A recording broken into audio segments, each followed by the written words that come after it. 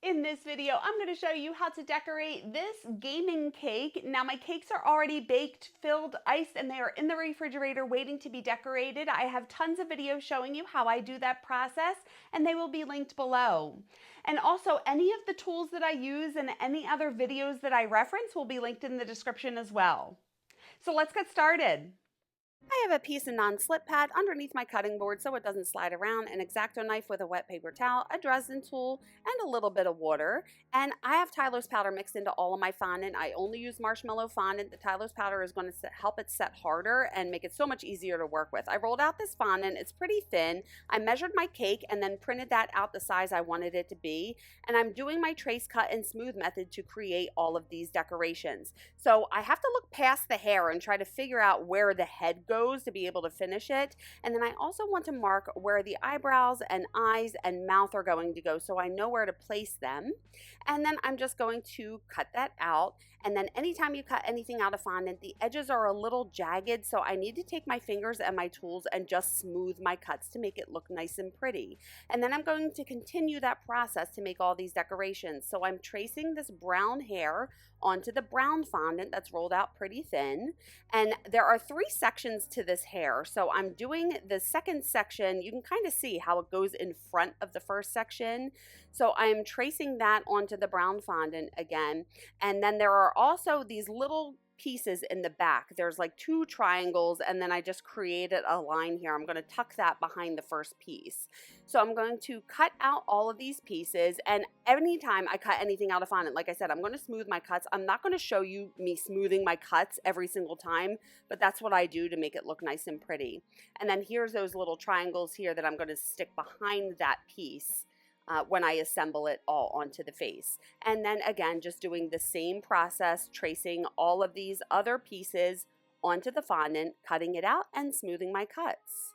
And then for the mouth, I'm going to trace that white piece onto some white fondant, cut it out, get a little bit of water behind it, place it on the black fondant, and then cut an even black background to make it look like the picture. And then for the headphones, I need to airbrush this. So I'm going to trace these onto the white fondant, cut out these little pieces, and I need to airbrush them.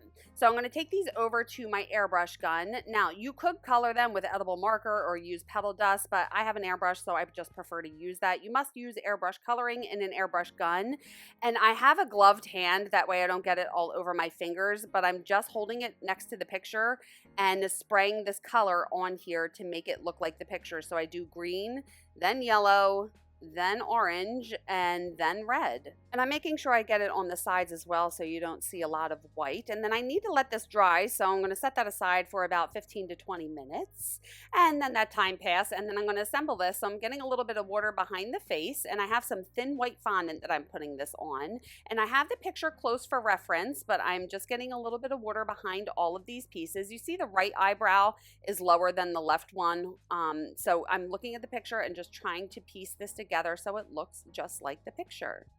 Now for the hair, I'm just making sure that I get this in the correct position. So there's a piece that comes down right above the eyebrow. I'm just trying to make sure that the sideburns and everything is in the correct position. And then I layered that top piece on top of it. And then I'm tucking these little triangles behind that front piece just to give it a little bit more dimension. So I didn't get water beneath the points of the hair in the front, so I could slide those triangles underneath. And then again, I'm just piecing all of this together to make it look like the picture. And then again, I want to cut an even white border around this whole thing. So I'm just getting really close and making sure that this white border is the same thickness around the entire thing. And then again, I'm just going to smooth my cuts to make it look nice and pretty. And then I had to trace that little inside white star. So I just traced it, got a little bit of water behind it and stuck it down. I'm going to set that aside to dry flat at room temperature. And let's make Sonic. So I got that circle cutter. It's the same size as the center of that ring. I rolled that yellow fondant out a little thick. I'm pressing that down just to make the impression. And I don't have a circle cutter that's as big as the ring, so I'm just tracing this onto that fondant, and then I'm going to cut it out. Smoothing my cuts, and then taking that circle cutter and cutting that center piece out.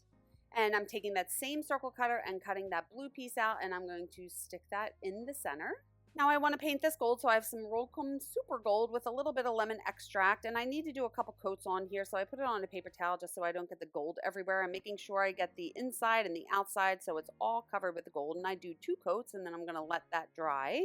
And then I'm going to do the trace, cut, and smooth method for the rest of this. Now he wanted Supersonic, which is yellow rather than the blue guy, so I have some lemon yellow fondant, and I'm just doing the same exact method that I did for the Roblox head, tracing this onto the fondant, then cutting it out and smoothing my cuts. Make sure that you get the inner detail as well. You see those little like lines that go over the eye. I want to make sure that I trace all of that on there.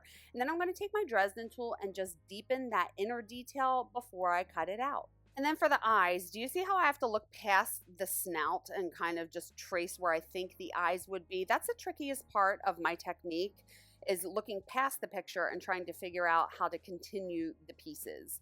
But I'm tracing all the white pieces onto the white fondant, deepening the detail with my Dresden tool, and then cutting them out, smoothing my cuts.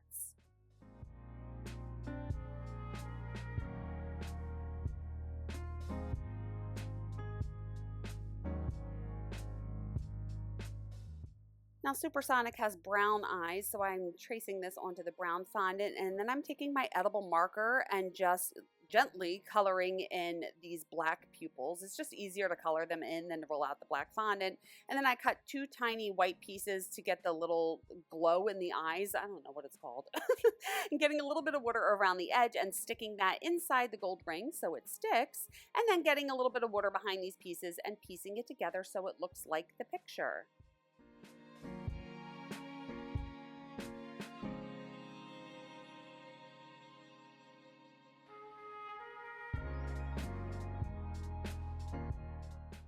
Now I'm just taking a ball tool to deepen this fondant here a little bit so the arm sits in here and it's not sticking out a little too far. So I got a little bit of water behind that piece and stuck it down. Now I need to shade it in. So I have a little bit of terracotta, like orange petal dust, and brown. I'm mixing it together, and then I like to tap off the excess on a paper towel. A little bit goes a long way with this. So I'm just kind of looking at the picture and trying to shade this in, just to give it a little dimension. Like I always say, everyone looks a little better with some makeup on, and these dust just kind of make your piece come to life. And then I forgot that I had to dust this as well. So I'm just getting a little bit of the dust around the edge of the face, and then I'm also going to shade it in the center a little bit. And then for the glove, I have some black petal dust and a really tiny paintbrush just so I can get into these fine lines here.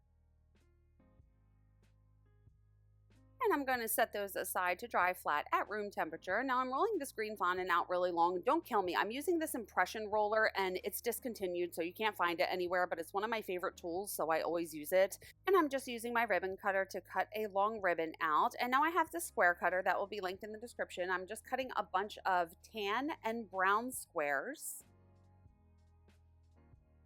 And now I'm going to stack my cake. I got that out of the refrigerator. I'm using my ruler to measure how tall the straws should be, cutting that little black marker off, getting the straws in the bottom tier, getting down some icing, and then stacking the cake. Now I do have a full stacking tutorial where I go into detail on how I stack cakes, and that will be linked in the description for you. And now I'm going to put these squares on here, so it's going to be a checkerboard pattern, so I have to alternate tan and brown going all the way around the cake. I wish I worked that fast. And then the second level, I'm going to do alternating colors.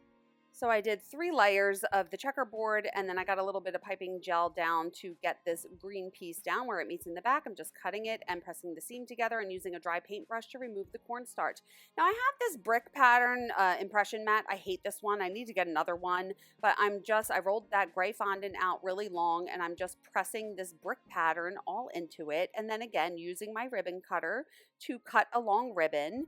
And then I just want to straighten this out with my rulers and spray this with a little bit of black airbrush coloring. So I'm spraying the black along the edges, and then I'm going to go in the center and just color it in a little bit, but I still want some of the light gray to show through, so I'm trying not to get too much of that on here. Get a little bit of piping gel on that, and then I'm just wrapping this around where it meets in the back, cut the seam and press the seam together, and that looks good. I'm going to put that back in the refrigerator. Now I'm going to make the controller, so I have that white fondant rolled out about a 1/2 inch thick, and I'm doing the same trace, cut, and smooth method to make this. And I want to make sure that I mark where all of these little buttons are going to go so I can get everything in the right place when I start to piece this together. And then I'm going to cut this out. So since this is a thicker piece of fondant, I need to just stick the tip of my knife into here to create a guideline first. And then once I have that guideline created, I can stick the tip all the way down to the board and cut this out. By making that guideline, it's going to help me not mess up the very top edge of the fondant while I do this. And then again, once I have it cut out, I'm going to flip it upside down. This is going on top of the cake, so I really want to smooth it and make it look pretty from the back and the very front. And then I'm going to take this dark gray fondant, and I'm finding these cutters that are the same size as these little buttons. So I just take all these little cutters and measure how big they should be. Now this bigger button has a little bit of inner detail here, so I'm just trying to find the correct size cutters and making sure that I cut this so it looks like the picture. So I'm making the impressions first, and then I'm going to cut all these out. Do you see how I'm cutting the edges first and then cutting this out so it looks like that little cross? Okay, I hope that made sense. And then getting a little bit of water behind it and sticking it down. And then I'm taking a number 2 tip and just making these impressions here to make it look like the picture.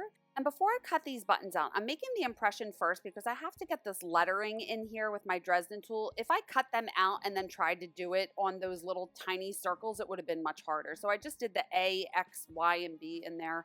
And then cut them out. And then I cut out the 2 little small white circles, and then I'm tracing this X onto the white fondant, make an impression with a bigger tip, and then cutting the X out first. So do you see how I try to do all the detail first before I cut it out? It's going to make it so much easier to work with. And then I got a little bit of water behind it, stuck that down to the gray fondant, and then used the same tip that I cut the white piece out and cut that out. So now I have the white fondant on the gray background, and I'm just trying to open it a little bit as I stick it down there. And then I need to get a lime green background on here, just making it look like the picture. And then I'm getting a little bit of water behind these pieces and sticking them down. Do you see how that bigger one has like a ring around it? So I found a larger circle cutter, and I'm just putting that, pressing it down in there to get the impression. And then I put all those little buttons on a black piece of fondant and then cut that out. That way it has a little black background. I'm using my Dresden tool just to deepen those little impressions there. Now I want to make the little buttons on the front, so I took my ribbon cutter and cut 2 long strips, and then I'm cutting them to size and just get a little bit of water behind each one and press them down.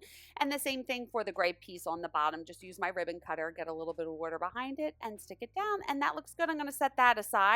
Now I'm making the ring, so I have that yellow fondant rolled out pretty thick, and I cut the center piece first and then the outer piece and just smooth my cuts. I want that fondant to be a little thicker, that way they will be able to stand on their own. So I set them aside to dry, and now I'm making this level 7, and I'm doing the same exact technique. So I'm tracing it onto the fondant, cut the pieces out, smooth my cuts, doing it for all of these pieces. Now I made sure that circle cutter would fit around the 7, get a little bit of water behind that, stick that down to the black, and then I'm going to use a bigger circle cutter around it to have an even black border. And then I'm just putting all these letters down here, and this circle piece a little offset to the right and up. Use my ruler to get straight lines here, and then I'm just cutting an even yellow border around this entire thing. Now I have some gray fondant rolled out a little thick so I can get toothpicks underneath it, get a little bit of water behind it, and then again cutting an even gray border around here. And then I want to smooth it from the back and the front since it's going on top of the cake, and I'm going to set that aside to dry flat. And then for the name, I'm doing the same exact process of tracing it on here. Make sure I cut the center pieces out first before I cut the rest of the letters out. And this is really bad angle. My arm is in the way, sorry, but I sprayed with an airbrush gun the very top's orange so it looks like the Sonic logo, and then got water behind it and cutting an even blue border around the name. And I'm going to set that aside to dry flat at room temperature. And now I want to make the clouds. That white fondant is rolled out a little thick. I have a piece of plastic on here. Hold the plastic tight and then press that down there, and it's going to give like a puffy look to your cut. It's not going to be super straight on the edges. And like I said, it just gives it a different look. You don't have to do that if you don't want to. And let's set those aside. Now I want to cut these little squares for the Roblox. I cut a bunch of different sizes and in the red, orange, yellow, and green that are in the headphones and set those aside. And now I want to paint these gold. So again, I have that Rolcom Super Gold mixed with the lemon extract. And I'm making sure I get the edges and the insides and all over. So I'm doing 2 coats of the gold and let those dry. And now I want to decorate this. So I got that out of the refrigerator. I'm paying attention to where that's touching the cake. Get a little bit of icing, the same color of the cake that it's going on, and press that down. And then I'm going to take a dry paintbrush and just remove any of the excess icing that is seeping out the sides. Then I'm screwing in some skewers in the very bottom of here. Get a little bit of icing down and press that down on top of the cake. And again, using my dry paintbrush just to remove any of this excess icing. Getting some water behind all of the squares and sticking those down on the top tier. And then getting some toothpicks underneath the level 7, a little bit of piping gel down at the bottom where it's going to touch the cake and slide that down. And again, paying attention to where this is touching the cake, get a little bit of icing behind it and press that down. Use my dry paintbrush to remove any excess icing that's sticking out. And for the name, I just got a little bit of piping gel behind it where it's touching it and sticking that down. So I go between icing and piping gel. If I don't want it to show, then I use piping gel, but I feel like icing gives a little bit of a more secure hold. And then for these rings, I'm getting a little bit of piping gel underneath the bottom and on the side where it's touching the cake. So I'm pressing these down onto the cake drum and against the cake. This will help prevent those rings from falling over. So I just tried to evenly space them out and do them all around the cake drum. And then I'm getting a little bit of non-toxic glue around the edge and on the back of that ribbon and wrapping this ribbon around where it meets in the back. I just get a little bit more glue down and press it down with my finger. And here is the cake. How awesome is that?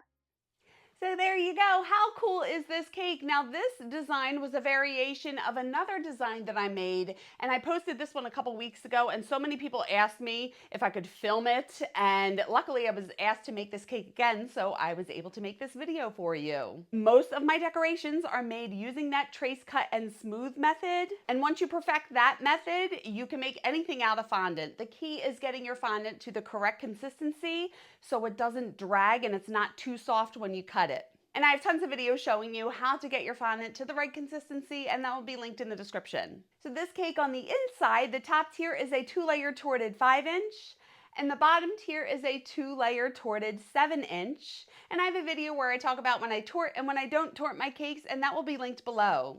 And it feeds about 25 to 30 people. So I think that's it. What new techniques did you learn in this video? I would love to know. Leave it in the comments below. And just a reminder, I have ebooks with all of my recipes. I have my signature scratch pound cake recipes, my best Dr. cake mix recipes, my buttercream icing and filling recipes, along with my favorite numbers and my favorite fonts. So they will all be linked in the description.